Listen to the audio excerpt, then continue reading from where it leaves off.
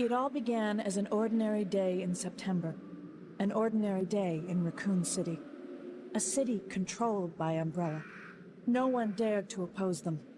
And that lack of strength would ultimately lead to their destruction.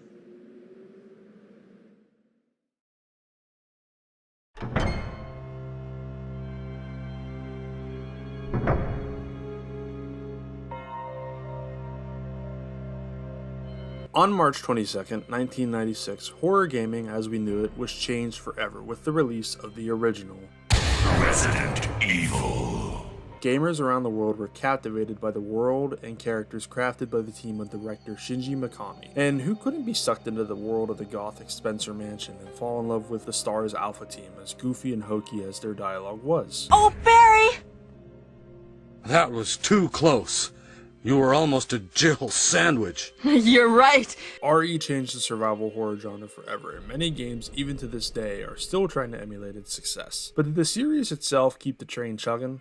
Well, of course they did, because they knocked it out of the park with Resident Evil 2, which in my opinion is even better than the original. RE2 features new characters and a bigger scale story, with the entirety of Raccoon City being consumed by the T-Virus. I think this bigger scope improves the scares, with the Raccoon City Police Department being the best location in the series, as it's dripping with so much atmosphere and character, and it's so much fun to explore. And, to add to it, Leon and Claire immediately being iconic playable protagonists. With two amazing games already under their belt, it was going to take a while to develop the sequel, but it just so happens that a silly little side game was being developed at the same time as this sequel, and this silly little side game just got the best promotion ever.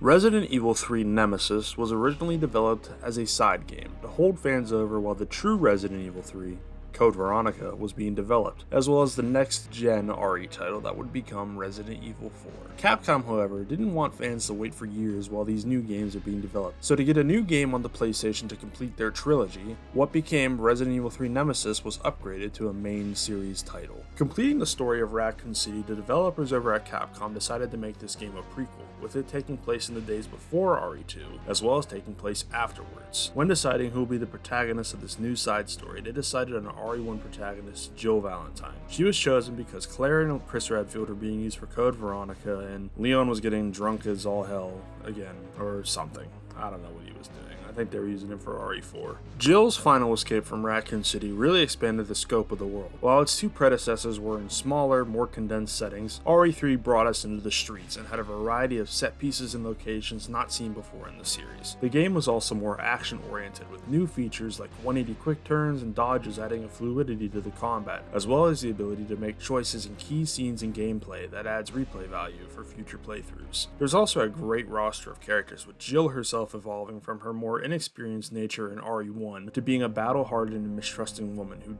doesn't trust anyone associated with Umbrella, which includes the UBCS, who were sent into the city to combat the T-Virus outbreak and get any survivors they can out. Members of the squad include Carlos, the plucky young member of the squad, Mikhail, the injured leader of the squad, and Nikolai, who is the shady member of the group who is up to no good. Give you 3 guesses who the villain of the game is. But what's a Resident Evil game without puzzles and monsters? And RE3 is chock full of them, which is something that can't be said about its 2020 remake, but that's a video for another day. And of course, there's the zombies. They look better than ever here, and they aren't the only creatures in this game, with hunters and drain demos and spiders and gravediggers galore populating the ruined streets of Raccoon. However, one monster stands above the others, a hulking figure who never rests, never dies, and only wants one thing and one thing only.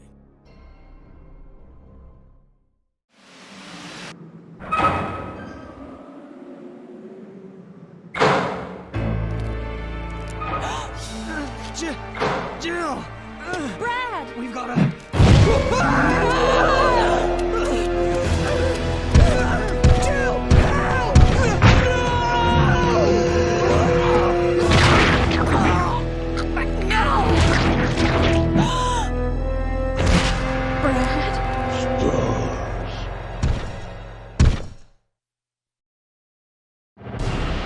The Nemesis is the true star of Resident Evil 3, and it's not really a surprise why he was such a hit with the fans. The evolution of RE1's Tyrant and RE2's Mr. X, the Nemesis was a constant pursuer, always hunting the player and possibly being around any corner, waiting to hunt and kill. Created by infusing the T-103 with the NE Alpha parasite, the Nemesis T-type was given one goal: to hunt down the surviving STARS members responsible for the destruction of the Spencer Mansion. And with all the STARS either out of the city already or dead, the Nemesis spends the whole game hunting down Jill. Nemesis pops up all over the game, and you have one of two options: try to fight and potentially get a very useful reward, or run and hide and try to avoid Nemi Boy's assault. Most of the encounters with No-Nos are optional, except for his 3 boss fights, each with his different evolutions, with stage 1 being his iconic appearance, and stage 2 being regular Nemi with added tentacles for the ludicrously lewd, and stage 3 being a horrific Cronenberg-inspired nightmare with a very lackluster boss fight, to be honest. But it at least gets killed in quite the best way possible. You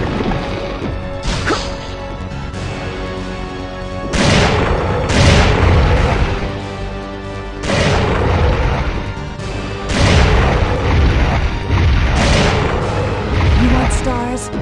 I'll give you stars.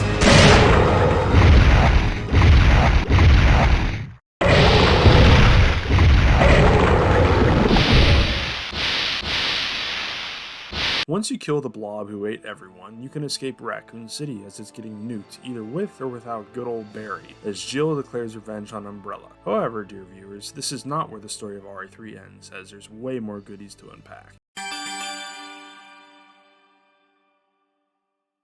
RE3 has an additional game mode that you unlock when you complete the game on hard mode. The Mercenaries follows the 3 UBCS soldiers as they make a mad dash to get from one end of Raccoon City to the other in under 2 minutes. The streets are filled to the brim with all sorts of creatures, and each one you kill adds more time to the clock. Not only this, but there are also multiple smelly boys running around in the tentacled and non-tentacled variety, and killing one of the smelly Nemis adds a shit ton of time to the clock, as well as giving you some extra bread. There are also hostages that can be saved throughout Raccoon, and while they are optional, they all add 20 seconds to your final timer. This game mode, while simple, became an absolute staple of the franchise and appeared in many of the franchise's future games, including Resident Evil 4, Resident Evil 5, Resident Evil 6, Resident Evil Village. And it's in every game except for the one that's supposed to be a remake of this game. Wild how that works out, huh?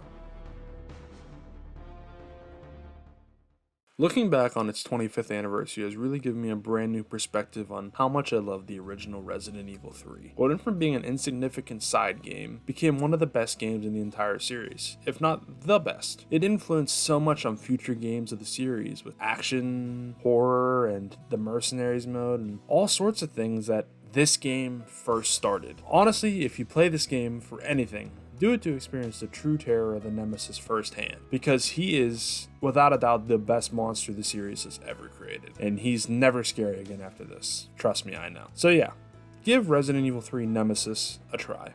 I promise you, you won't regret it.